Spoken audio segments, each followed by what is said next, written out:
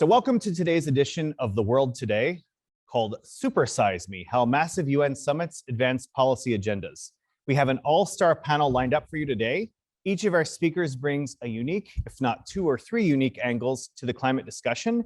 Everyone on the stage, including myself, participated in person recently at COP26, the UN Climate Summit in Glasgow, and we're delighted to welcome all of our speakers. So starting from my left, Lolita Jackson, and then Elizabeth Yee and Koko Warner. Let me briefly introduce each of them, and then we'll get started. So Lolita Jackson, a visiting fellow at Perry Worldhouse and an alumna of the University of Pennsylvania, is the Executive Director of Communications and Sustainable Cities for Sustainable Development Capital LLP, a London-based climate finance and investment firm. Prior to that, she worked for the City of New York for many years and was the climate diplomat for the City of New York. To Lolita's left is Elizabeth Yee, also a visiting fellow of Perry Worldhouse, also, I believe, an alumna of the University of Pennsylvania, the Executive Vice President for Program and Strategy and Chief of Staff of the Rockefeller Foundation. Liz oversees the Foundation's portfolio of global programs and leading the advancement of the Foundation's strategic priorities. And finally, to her left, Koko Warner, another visiting fellow at Perry Worldhouse, an expert on climate change risks, impacts, and resilience at the United Nations, the Secretariat to the United Nations Framework Convention on Climate Change. She manages the Vulnerability Subdivision, where she guides the Global Adaptation Knowledge to Action Hub and the Local Communities and Indigenous Peoples platform. Koko is also a lead author of the IPCC reports. So thank you very much to Lolita, to Liz, to Koko for taking the time to be with us here today. I'm going to turn it over initially to Lolita to make some opening remarks, and then we'll move to my left. So Lolita, the floor is yours. Thank you, Michael. Hello, everyone. Thank you for being here, both online and in person. I want to talk about the role of subnational governments or governments that are below the national level at entities like COP26 and other global gatherings, because sometimes that's forgotten when discussing what actually takes place. You often hear in the press about the national level and international level discussions, but not really what's happening underneath the surface, as it were. So just to contextualize it by talking about the role of cities in general in climate. So 55% of our global population currently lives in cities, and in the US, the number is actually 83%. New York alone has 8.8 million people, which is the size of the 95th largest country and the 10th largest economy. So when we talk about cities, they're actually not the smallest entities out there. You can't really solve climate issues without solving cities. And places where local and regional governments particularly have more authority devolved to them, such as the United States, they're able to put forward with very significant policies in the climate space. So the example I want to give is of the Trump years. In my old role in New York City, we actually had significant powers to enact really far-reaching policies that were actually copied by other cities around the world. We were able to share those best practices. Global networks also, such as C40 and Resilient Cities Network and ICLEI, enable cities to share those best practices with one another, networked around the world. So global convening is really the perfect venue for cities to actually intersect with the private sector, with philanthropy, national governments, and actually international bodies. And this all came together at COP26. It was the place to be. And I'll talk a little bit about that. So COP was able to allow cities, the private sector, youth. There were many youth all over COP the entire 2 weeks. A gigantic march, actually, I think the second Saturday of COP was pretty amazing. And civil society as well came together. So there are two different main zones in COP. You always hear blue zone and green zone. It's very confusing, even if you're there. So the blue zone is where Koko was. So that's where the negotiators are. You have to be credentialed. You have to be sent by an entity. Penn actually had 10 people sent with blue passes. I was happy to be one of them. Michael was as well.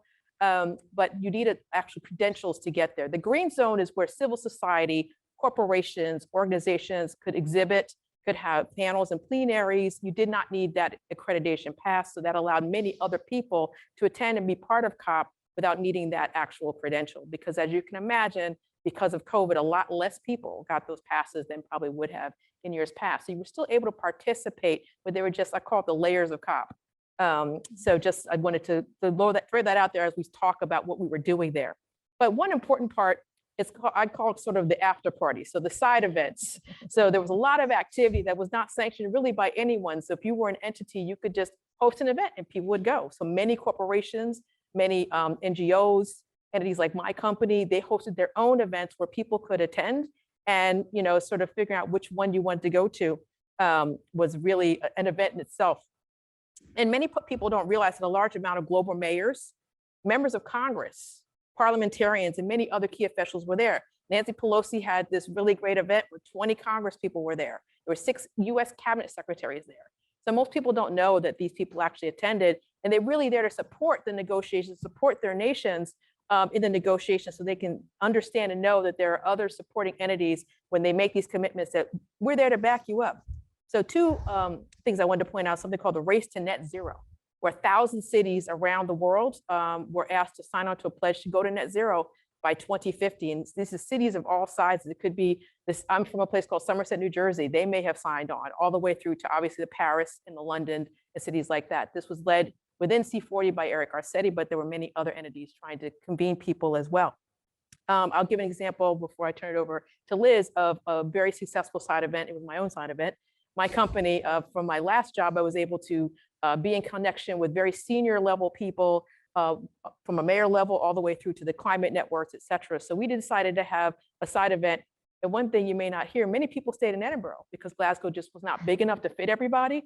There were about 5,000 people a day taking the train from Edinburgh to Glasgow. So I said, well, let's have an event where are people actually staying, some of them. So we had an event in Edinburgh, and it was a gathering of mayors and other subnational entities, but also the private sector, the nonprofit sector, and civil society were able to come and share best practices and knowledge around water, both keeping water out and making sure somebody doesn't have enough water, what solutions can be shared, buildings and energy efficiency, transportation. We had environmental just and just transition, and extreme heat and cooling, both places that you expect to be hot, but places like Portland that are not normally 116 degrees and you have no air conditioning. So we were able to really have people come around and share with one another. And that's just one example of some of the things that were happening. And it also private sector financing and how we can involve the private sector in all of these discussions. So unlike the past COPs, everybody felt they needed to be there. People left energized and hopeful and ready to roll up their sleeves and work and help their countries get there. Thank you. Thank you so much, Lolita. And Liz, the floor is yours. Thanks. And thank you to Perry Worldhouse. And Mike, thanks for having me here. And happy Lunar New Year to those who are celebrating the Year of the Tiger.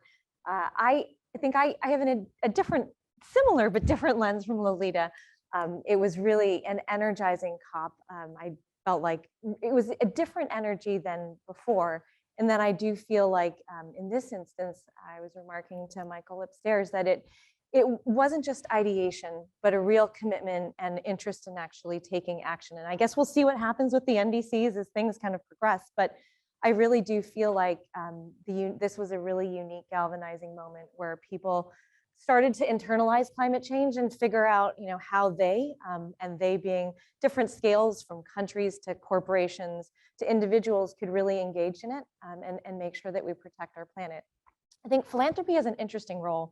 I'm not sure how many of you are familiar with the Rockefeller Foundation. We've been around for over 100 years, almost 110 at this point.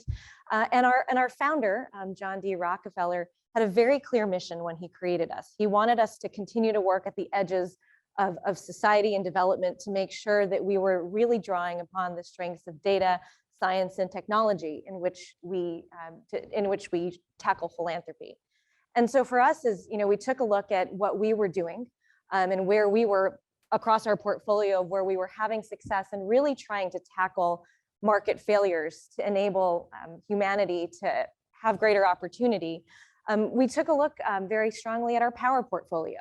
For decades now, we've been investing in India, working with local community organizations, with an organization called Tata Power, who you may be familiar with, to ensure that we could help support electrification of villages. And what was probably the most striking to me before I took this job was the real challenge that 800 million people in the world do not have access to stable electricity. And without that, the ability to actually participate in the modern economy is just negligible. And so our vision and our goal has been, it started out being, we really want to make sure that people have access to electricity, those who don't, and those who have access to electricity that might be intermittent in electricity have stable access to renewable energy. And so we've been working for the past couple of decades on ensuring that, that we tackle this global challenge. Enter the opportunity of COP26. And I think for us, what we realized was energy access is critical, and renewable energy access is critical because as the world recovers from COVID, our thesis was people are going to use infrastructure to recover. And our need is to be able to electrify these people so that people aren't, vulnerable communities aren't left behind, but that we also do it in a clean and green way, because otherwise we'll just see a proliferation of natural gas, fossil fuel, other type of plants. And so, we also decided to start focusing on energy transition.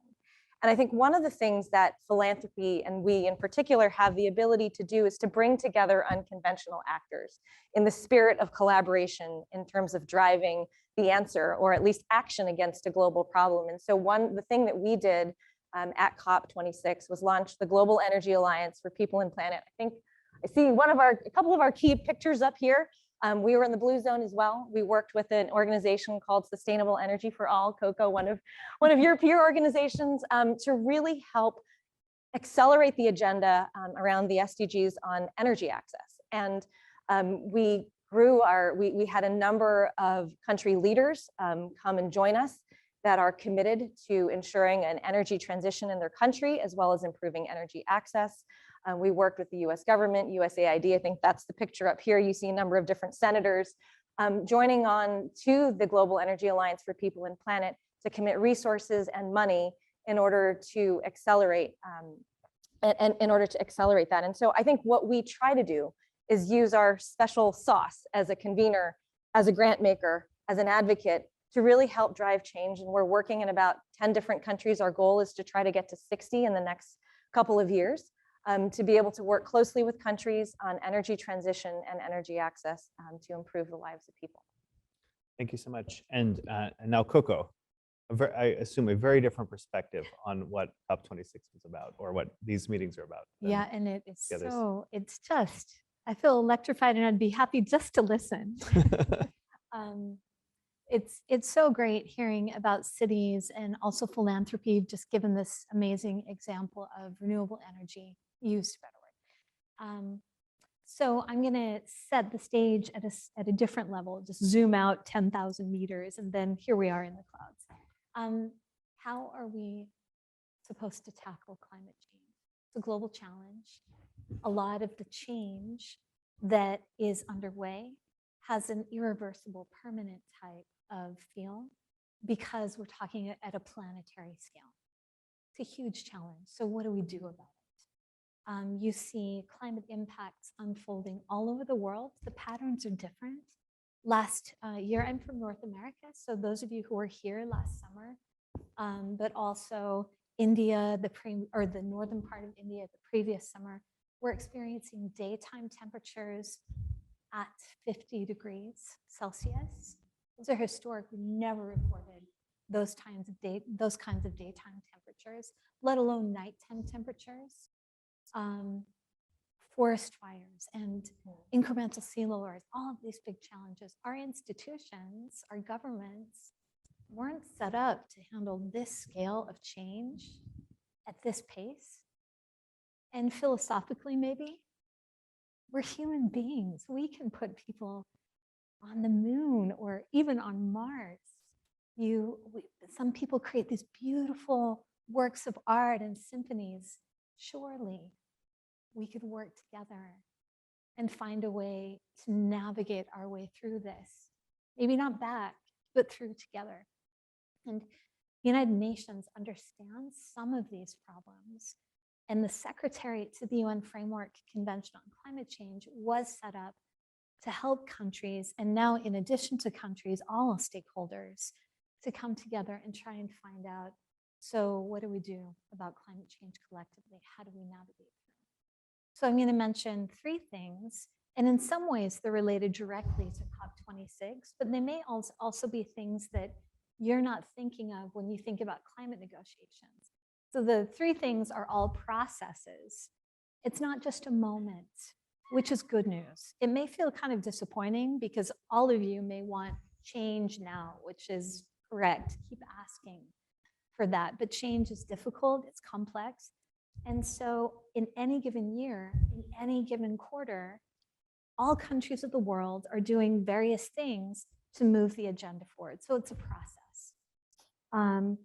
And it's a process of finding common ground. That's the first thing. It's really difficult. Every country is going to be trying to achieve slightly different things, but essentially every country wants a safe, stable, good future for the people that live there. Unfortunately, it's kind of hard to get us all aligned because every country is going to be at slightly different phases of development, et cetera. The second is our process shapes expectations of the future. A big shift in expectations that's happened in recent years is around certain types of fossil fuels like coal. Coal was a big specific discussion in Glasgow. Do you keep coal on the table? Many countries of the world get a huge amount of their energy from coal. Coal is what got us to this point with electricity, not far from here. But we need to move beyond that. So shaping expectations about how we move forward and what the sources of energy are, how we interact with nature. It's all about shaping expectations. And then the third is coordinating action, because as we shift our energy sources, as we shift our relationship with each other and with nature over time, that takes so much coordination. There are markets involved. There are people and their values, probably most importantly, people, so many things that have to be coordinated. And we do that day in and day out. And we have, in the first quarter, we have committee meetings. And in the middle of the year, we have kind of preparatory climate negotiations. And then in the third part of the year, it's kind of akin to some domestic civics. You have another committee meeting, and then you have the big COP, the conference of parties at the end. And that's what happened in Glasgow. But don't wait. I mean, I'm not saying don't worry, but don't worry, there's another one coming. And so Glasgow, we saw some tremendous progress. Knowing that this is a work in progress, we keep working together. We keep building consensus. Kind of oddly, in our process, there's a saying that success means that all countries go away equally dissatisfied. And that feels for you as citizens really disappointing and really concerning. And just keep in mind, it's a process. We keep going. Every day of the year, we never turn off. We keep pushing for common ground and common shaping an expectation of a safe and stable and decent future, and then finding how do we actually implement these actions. Thanks, Koko. I wanted to try to take the pieces that you guys talked about and kind of bring it to the theme. So the theme that we sort of tried to organize this event around was this supersize me. The idea being 40,000 people had badges, and so probably twice that many people were, around.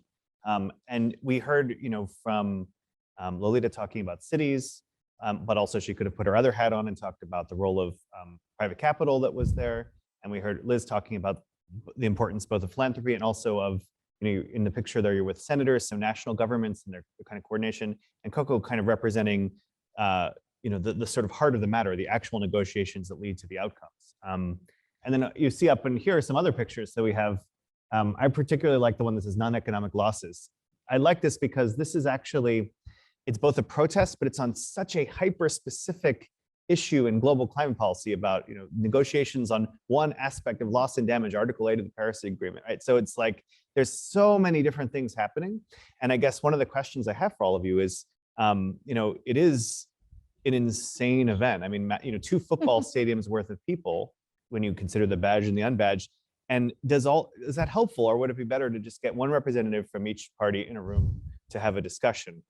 I'm curious what you think about that. Who might want to start? Koko. Yeah. It is super loud. If you ever come to a COP, make sure and partner up with someone who's been there before. Otherwise, it's so much information overload, and it's good to have a guide or a friend who can tell you what's going on. I think we need, as big and loud as it is, this is a complex problem. The more perspectives, the better. We need everyone. And that requires coordination and cooperation. But the more voices, the better, because when people come together and share their aspirations, their experiences, they affect each other's ideas. It's an empathetic, deeply human experience. And just having one person who's in charge it's kind of romantic and you think, oh, just people, get yourselves together. If there was just one leader who could show us the way, that would be great. But we're people, we need that interaction. So I argue for all hands on deck, we need everybody. Of course, we need to be organized, it can't be chaotic. But I'd argue for all voices. You're skeptical. Well, I just thought like, even if you had one member of each party, that's still a lot of, countries. Like it's, I also have that. I also have a perspective that you have, Koko, but a few others do, of being, at midnight, eating bad sandwiches and hearing there's things going out there, but like, can they just leave us alone to just get this work done? So, I mean, there's obviously push and pull here. So I'm not skeptical. I'm of two minds. I think there's a role for it, but it's also, it's very difficult to actually concentrate on the key issues when there's all these other things going around. Yeah. But countries, for example, do coordinate. They make teams. And so countries come together either around geographical regions or around certain topics that are really important to them, and they coordinate. So it's very much a team effort, and that helps. Mm-hmm. As you said, someone said earlier that, Koko, that negotiators, are people. So we're not impervious to other influences coming in. And I think that having philanthropy, cities, the private sector saying, hey, we're behind this too. The Glasgow financial compact that came together was 450 firms that represent over $130 trillion. So that was the first time that finance stepped up in such a big way. My firm is part of that. So for people to know that the global financial sector is actually stepping up in that way, that could have actually helped with the negotiations. I don't know because I wasn't in the room. But I will say, I think just seeing those commitments by these entities, and a lot of that stuff was signed at COP during the days, there was 2 full weeks, really long time. I was there the whole 2 weeks, but being there that 2 weeks and seeing things get signed day after day, it's like a drumbeat that goes in and helps negotiators understand, okay, the global sectors are actually coming and stepping up in ways they had not prior. Just adding on to that, because I think that's, you said supersize, and it's a good moniker for this panel, because I think that, the thing that we brought, so the Global Energy Alliance for People and Planet, it's basically a collaboration with us, Bezos, Earth Fund, and the IKEA Foundation. So together we brought $1.5 billion of philanthropic capital dedicated to this, and then we actually had the support of a number of government of Italy and Sierra Leone and Nigeria. I mean, we had a number of different other countries come alongside and commit resources, so that our actual collective effort that we announced at COP was $10.5 billion towards energy access and energy transition. And we built that coalition because of the momentum, the energy, the excitement and enthusiasm behind the need to actually, the social need and the planetary need to be able to address the energy crisis. And I think that thing that I was most struck by, in addition to the incredibly ridiculous line to get in every single morning, which stretched probably from one end of Locust Walk to the other, it felt like, was just everybody standing in that insanely long line was there because they cared about the climate. And that sort of common thread that tied everyone together, whether you were really more focused on cities or more focused on energy, already creates a common ground and a common foundation from which you can accelerate and drive change. And I think for me, it did harken a little bit back to being at Penn, in that, we spent most of our time, or I spent most of my time in bilateral meetings with heads of state, chiefs of staff, other people, really trying to get them excited and on board and committed to this, and to our work and to our alliance. And by breaking it down, like you do on club day, when you figure out which, are you going to sing in an a cappella group, are you going to join a sorority, it helped make that community smaller and bite-sized, so that you could actually drive towards action. And I think by bringing everyone together under a common theme, really does help create momentum in the climate space. Okay, so my and those of you online and those of you in the room, please feel free to begin to either line up or to ask questions online. We'll start to take it. My other question I wanted to ask you is, it becomes really, I guess I worked with a developing country, a very small, vulnerable one. I wonder how is all of this other stuff, private capital, mayors of large cities, big philanthropy, does this just drown out their voice even more? Like, how do they continue in the sea of all of these voices, to be heard, because they don't have 50 people, they can't organize a march. They don't have, there's no philanthropy in a lot of small countries. They are not C40 because they're tiny, they have tiny cities. I just wonder, my first question is always, well, how does it help the most vulnerable? So I'm curious about that. I mean, you're convincing me, but convince me further. Lolita, how about you? Well, I can start with that because there's a convener called LGMA, and they're the official representative for cities. And then within that, they have small island developing states, actually subgroup in there. So there is representation. And this is a group, as I said, called ICLEI. That's the overall group for them. But there is, it's just not the big sexy names that people are used to, but there are entities that help represent the voiceless. And I just love the fact, even with the youth, that they were youth that came from all over the world. And I have just an interesting story that my friend was in charge basically of Glasgow's COP arrangements. And they had people coming from everywhere and there weren't any hotel rooms. So they opened up to churches, to local entities that people could sleep on the floors, they could sleep in the gyms, but they knew how important it was that those people were able to come. So there are people and there are entities and organizations that represent those entities that you're talking about, where it may seem they wouldn't have a place. There's a place, there was actually a place really for anybody who wanted to participate, which is why we're waiting in those long lines, because everybody who wanted to come really was pretty much able to come. I know you're not really listening and feeling like that's the case, but I'm listening. I'm listening. Liz, did you want to? I mean, I was going to basically build on your point. I think that was right. And I think that is how coalitions, which is not really my old life before I did this, I was an energy infrastructure banker. So coalitions were not, I mean, I wanted people out of my syndicate because that meant more economics for me. But I think that is really the important galvanizing mechanism here, to be able to bring people together to make sure that collective voices are heard and we can act together with the other more louder, more maybe economically and politically and population presence to be able to advance those agendas. And I think hearing from them was really powerful, because we did hear from a number of small island countries who came to visit us and say, we really want to do this. How do we do this? Because we're the ones getting the most hurt, and we want to be part of what you do. And so, we've been starting to think about how do we bring them along on this journey.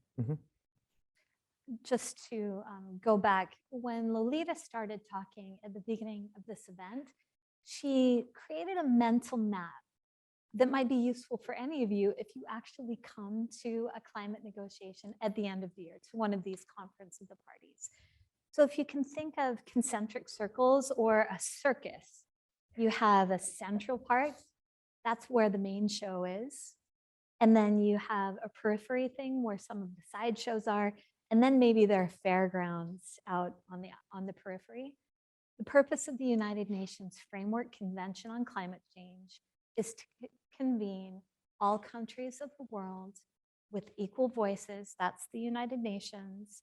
All countries have equal standing at our table to discuss how to navigate climate change, how to avoid dangerous anthropogenic climate change, how to do all that's in the Paris Agreement, just for example. So it's about countries. So the juxtaposition that you put out actually isn't correct. Countries come together to talk with one another, and their voices are heard in the climate negotiations because they're talking with one another.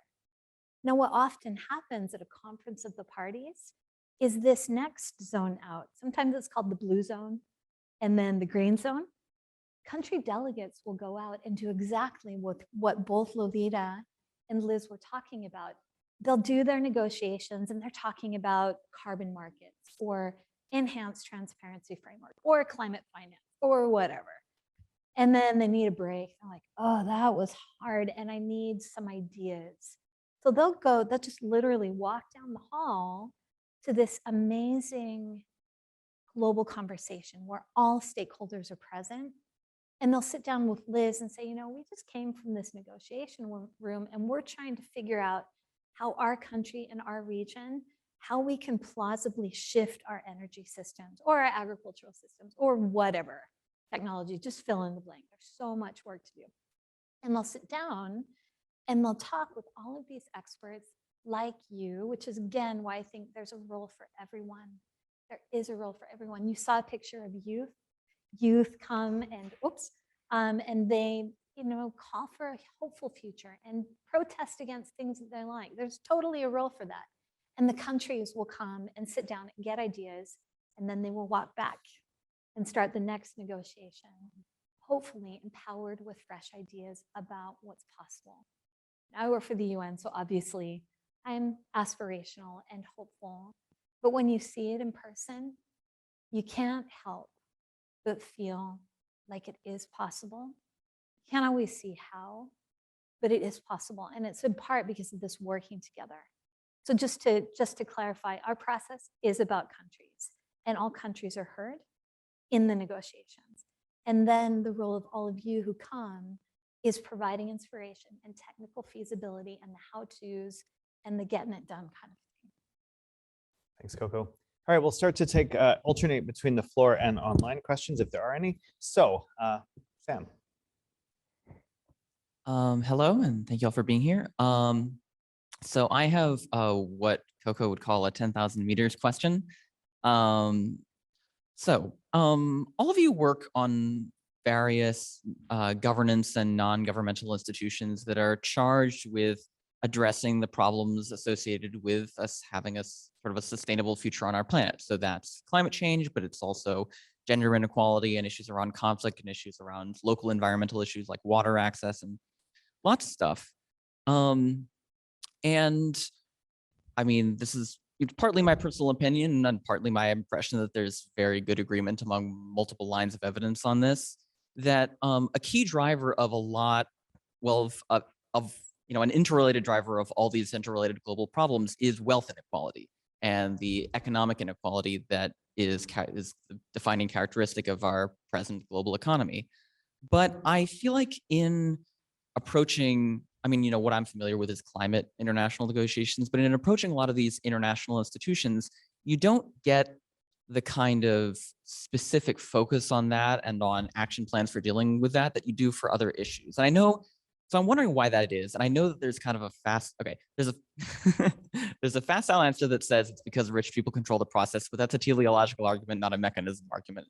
So I kind of wondering, like, why do you think that is on a practical level, that you don't have, an action plan for reducing within country and inter-country inequality in economics as part of these negotiations with these institutions?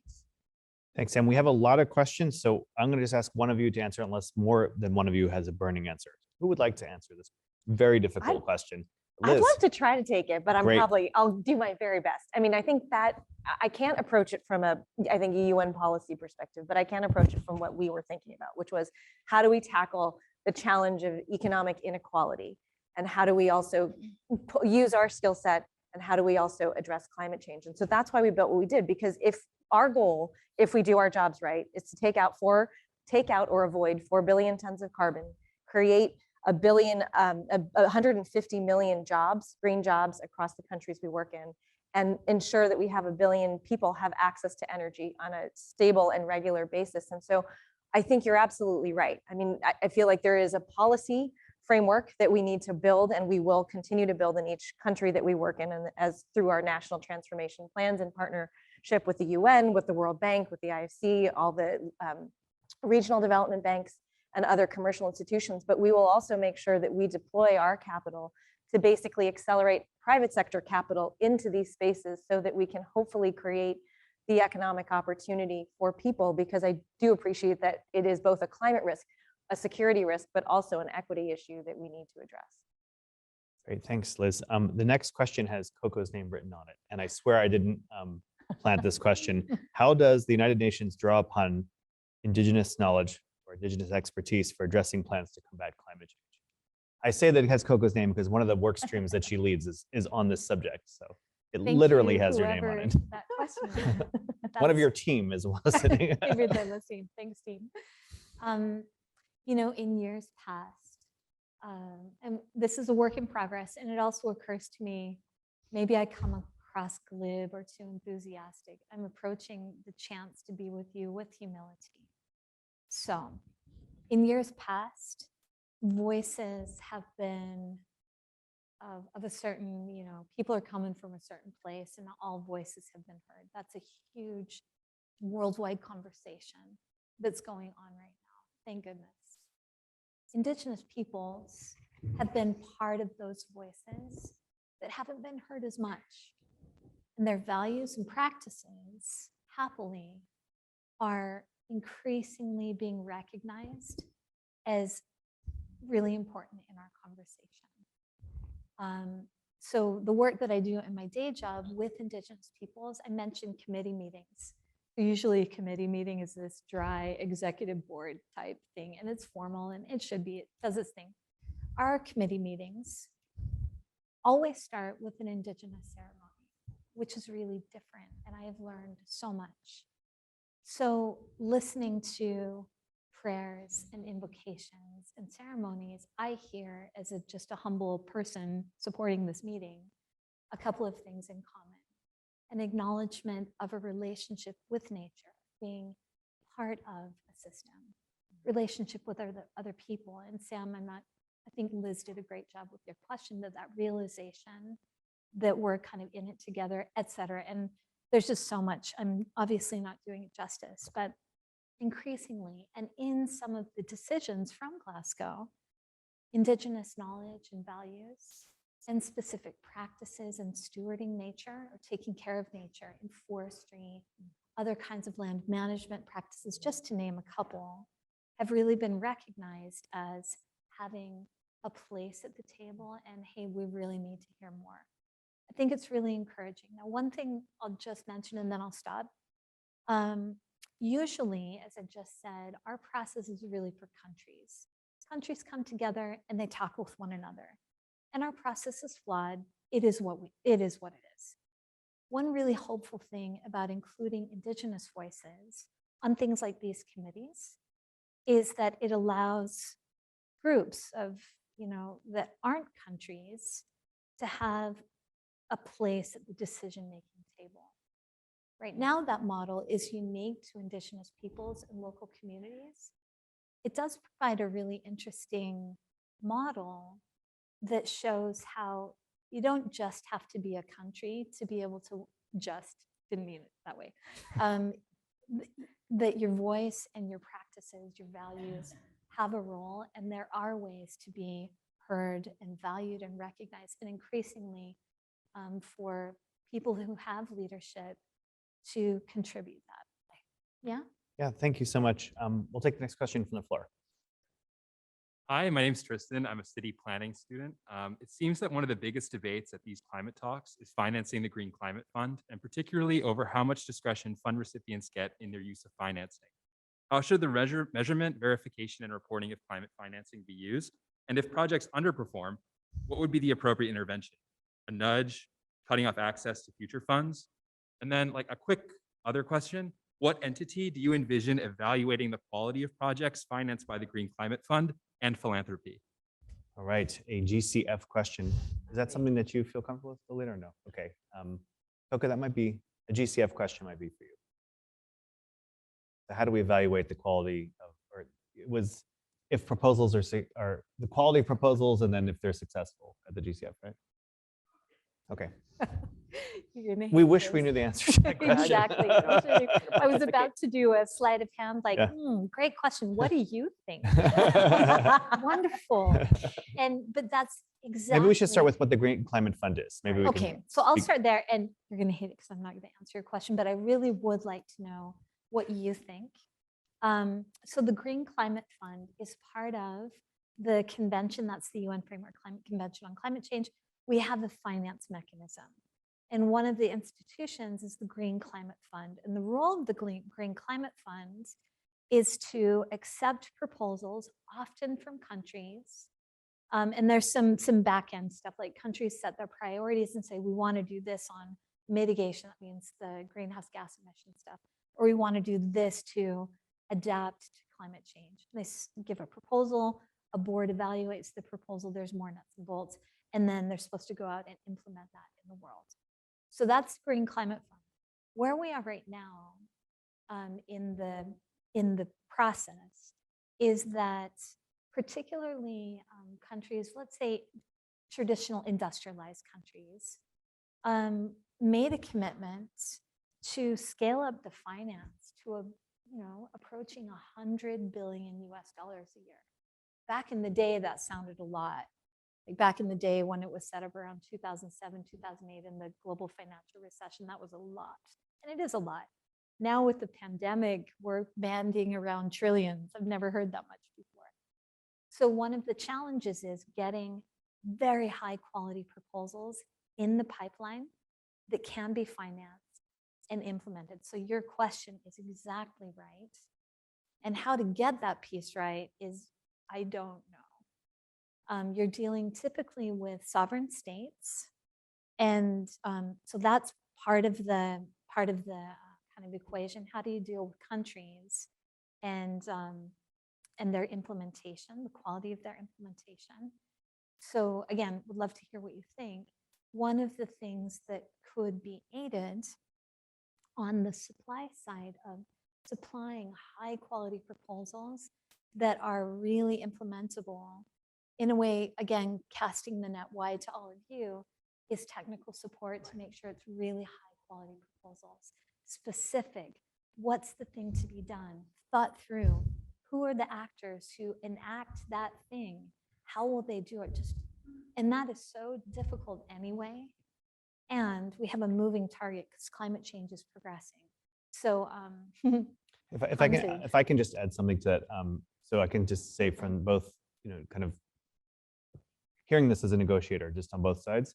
So from the perspective of like a small developing country, there's this feeling that to access GCF funding, you need to hire consultants who take half of the amount, and it takes 18 months to get it. And so one of the things, just to kind of echo Koko, is like people like yourself in planning and landscape architecture, people thinking about these kind of projects, there is a real role for support, especially for small countries. And actually one of the other programs that Koko works on, Nairobi Work Program actually does try to matchmake a bit. So I think this is something for us to have a further discussion about. And then on the the funder side, if you were to ask a donor country, they would say to you, well, you could talk to us about increasing the fund size, but we're not getting enough projects. Part of the reason not getting enough projects is because small countries don't necessarily have the in-country capacity to develop them fully. So I feel like there's a coordination problem here that can be solved by the resources of a great university like this focusing on that. So it's worth really having this discussion further. We're thinking about how the role that an institution like yours, Liz, could play in some of this facilitation. Okay, next one. This is for Lolita. So you come out of COP with decision text with specific promises. You're an engineer by training, Lolita. How does that get translated to specific actions? Like, what do you see in the outcomes of COP26 that are specific actions that can be taken? And you could take it to the city level if you like, or wherever you want to take that. Well, one thing that I notice is that one thing that I should say, first of all, and Liz in her past life actually helped work on this. Almost every major city in the world has a climate plan of some sort. They either have a resilience plan. Under Resilient Cities was an entity that was created to make that happen. And also there's an entity, C40, that I discussed earlier, where they asked for major cities to do mitigation plans. But a lot of these cities didn't have the technical expertise, or they may not have had the money. And I think that some of the cities who had not started to implement those plans, they came out energized and said, okay, I want to try to come together with entities that can help me do this. Now that we've had COVID, a few things have happened. First is that you have COVID recovery funds that are coming into cities. And many of these cities had already coalesced, said we want our dollars to be spent in a green recovery way. So that already was something that was coming into COP. And then when they left COP, they said, okay, I need philanthropy, I need private funding. I still want to do these things, but I realize now I can't do them alone. And I think the cross-sectoral coming together really helped illuminate. Now that the finance community in my particular company, for example, I was hired specifically to work with cities to help them get their plans implemented in ways that my company can help them with, but also just making sure that the private entities and the consultancies that are in the space, that everybody's coming together in a more urgent way than before. And I think that is the key to really trying to get these things to be done in a more collaborative and collective way faster. So are you saying that maybe even more important than like a specific concrete action and decision is just almost like the signal that the whole thing sends, like Yes. ratcheting the urgency or something like that. Yes, just creating more of a sense of urgency to me than there was before. And I remember, Lolita, something you said to me when we were chatting before this event was that even just the idea that like the press is so focused on it, that means like then you want to be there to talk to the press because that's how you get the policy ball rolling. It's very interesting, this kind of thinking about it as a grand signal. Okay. Can I just add on Yeah, 2 please points? go ahead. Is that Liz. Yeah, okay? of I course, think yeah. so. I had the opportunity to chair the Lower Coastal Manhattan Climate Resilience. Ooh. Yeah, exactly. So it was very exciting, and it took a couple of years. But I think the thing that there's 2 pieces that I wanted to add to that. One, I think, is as currently envisioned in the US, which I know that's not all we're talking about, but the way that Build Back Better and the policy agenda needs to change to allow capital to flow at scale to enable projects to happen. Right now, it's like, how about $100 for this? I'm probably elaborating a little bit, but like, it's not gonna get us to the place we need to go unless we actually have the policy frameworks in place that allow capital to flow in a way that enables these projects to happen and protect communities. And then I think the second piece that, having worked at 100 resilient cities, having proposed projects to GCF, I think one of the challenges that we continually ran into was the lack of resources for sub-sovereign finance, because World Bank, GCF, they're all operating at a country level. So as a city, you have to work with the national government. You've got to find a home in the Ministry of Finance within the pathway that they feel makes sense to then be able to go to get the resource and funding for those projects. So I think in addition to your comments on TA, which are critically important, I think figuring out how to enable sub-sovereign finance that isn't always beholden to the national level is another critical policy change. And if you saw smiles in this direction, because in the back of the room is one of our local experts on national finance. Yeah. So next question from the floor, please. Hello, thank you all for coming to speak to us today. My name is Ben, currently a second year studying international studies and finance. And my question was directed towards Ms. Yee, if that was okay, about the granularity of like cutting through the noise of the investments that you've made and will make in the future.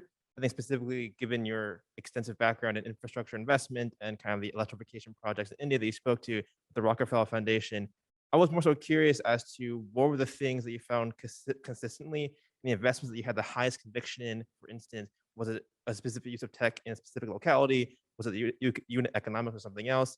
On the flip side, what have you found to be consistent red flags in the investments that perhaps were not as successful as you expected it to be? All the trade secrets you want to know, Liz. I guess it's a good question. I think, and I apologize because I feel like I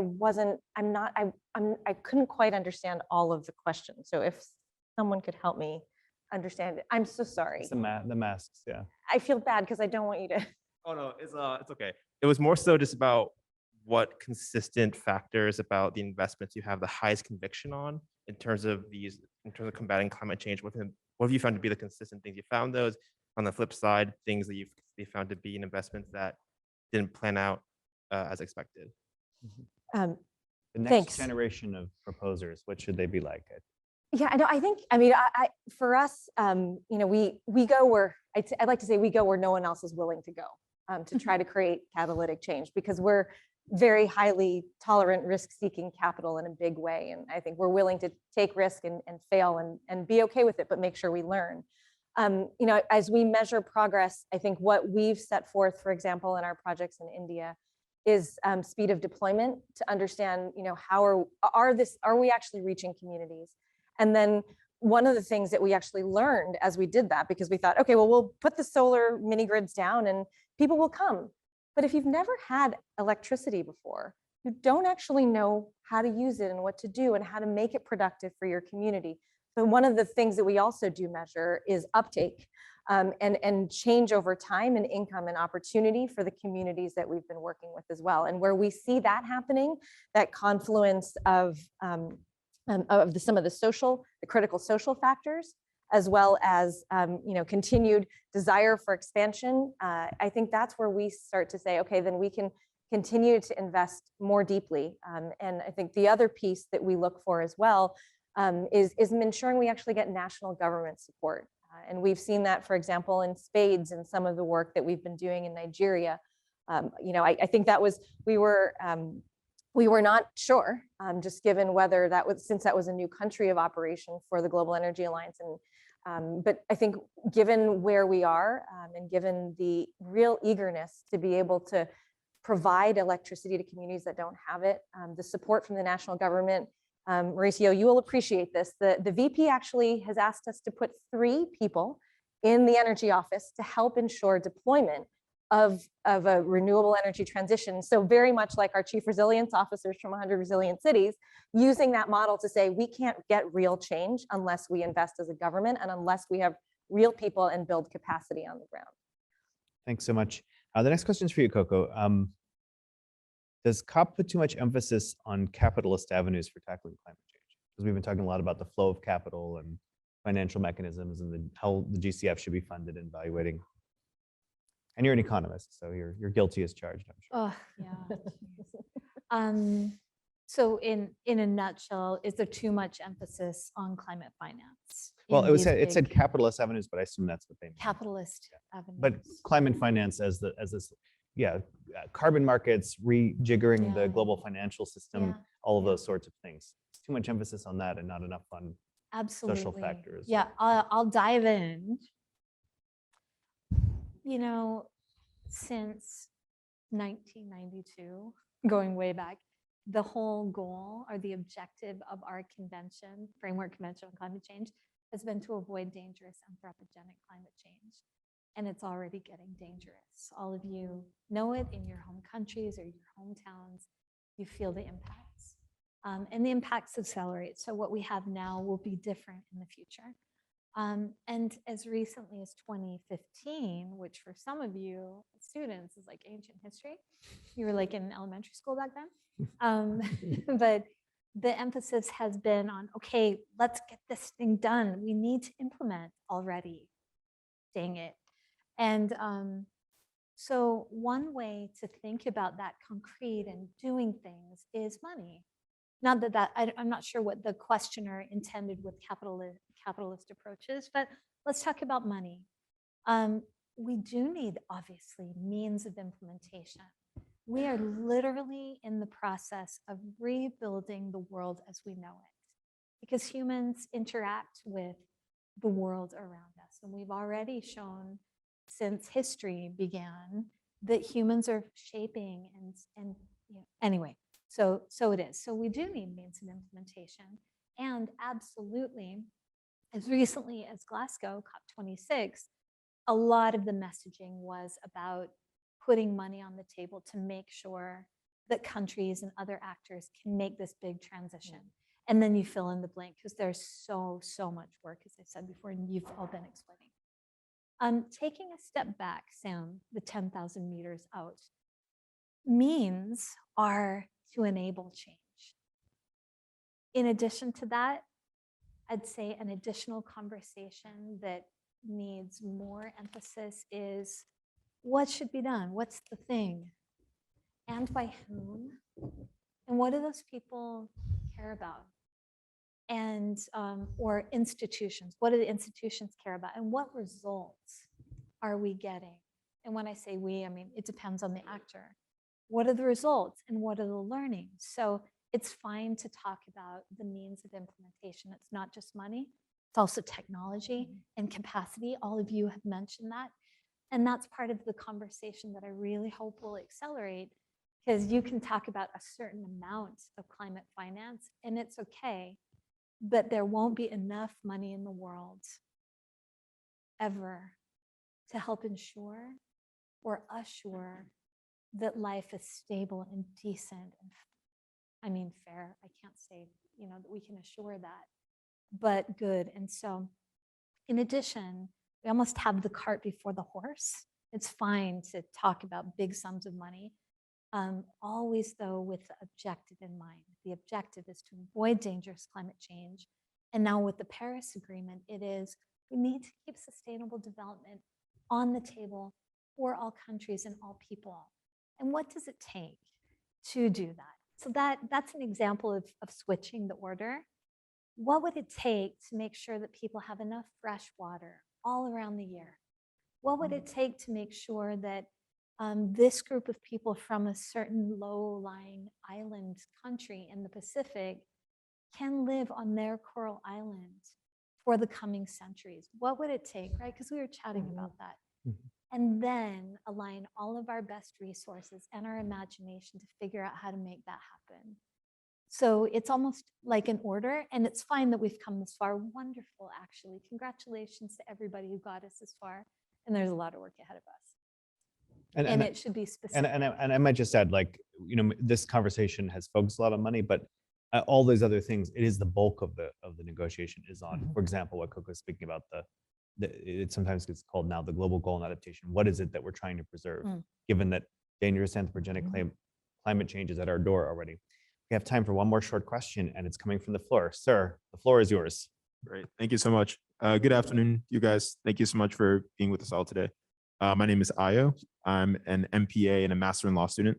I'm focusing particularly on public management and administrative law topics. And my question is kind of for Lolita, just generally in the context of cities and urbanism.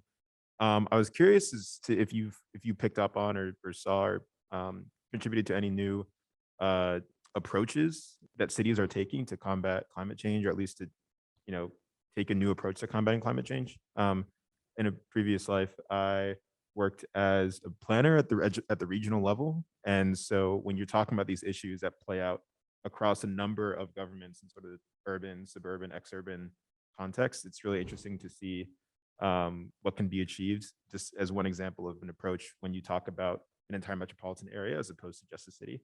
And so that's one approach that I think is particularly interesting, but we're just curious as to if you've seen any new approaches from cities in combating climate change, or just urbanist tactics, localism in general. Thanks. I think Liz and I can both talk a lot about this. I'll just give one concrete example that it actually has been shared with cities globally from my very home city of New York City. So unlike many places where people have cars, most people in New York City don't have cars. So as a result, 70% of our emissions are from buildings and not from transportation. So we recognized in New York City that it was very important to address, if we want to address climate change holistically, we had to start with buildings. So we passed something called the Climate Mobilization Act in 2019, where every building above 25,000 square feet with few exceptions and some carve-outs has to retrofit by 2024, or they will be fined annually. And the reason we were able to pass that is that in 2007, we started having each building benchmarked. So we know what their emissions were at that point, and they have to be lower than a certain point from when they started in 2007. Many cities, as you can imagine, asked us, how did you get that passed? Real estate industry, they went bananas. We also had to obviously consider the affordable housing community. So there's specific rules for them. Churches, there's lots of different entities that you have to consider when you do something like this, and the city council. So it took us about 2 years to get there, but many cities across the world are starting to copy this model because existing buildings for many cities are going to be there a long time. So very high percentage of New York City buildings that are there now will still be there in 50 years. You can't just address new construction. And we found this was a really effective way to get noticed. And we're actually obviously helping with technical assistance for these buildings and working with the owners and working with the landlords. There's a lot that is going into this, but this was something we felt was really important. So that's a very concrete example that's actually being shared globally now. I think that is such a great place to stop. And I want to thank you for that example, which is really terrific. And also thank you, all of you, Lolita, Koko, Liz, for sharing your insights, taking this time. This event could have gone on for many more hours. It's very clear. Thank you, audience, for joining us both online and in person for this edition of The World Today. We hope to see you later this week for an online-only event at 11:30, The Healing Power of Self-Expression Photography by Female Refugee Artists. It's a virtual photography exhibition followed by a panel discussion about how producing art can help refugees to process their trauma and make their voices heard on the world stage. As I say, a Zoom-only event. Our next edition of The World Today, this event will be next Tuesday, February 8th at 4 p.m. here in this room. Only on Zoom, with Professor of Russian and East European Studies, Mitchell Orenstein, and also the chair of the Western Choice Party, Konstantin Borovio. As always, you can access a recording of this conversation on YouTube. You can find out more about our great events on all the big three, Twitter, Facebook, Instagram. We'll drop links for all of those in the chat for those of you online. And for the in-person audience, a special treat. There is a grab and go snack behind us in the student lounge. So thank you all for being here today. Thank you to the online audience, and especially thank you to the panel. Have a great afternoon.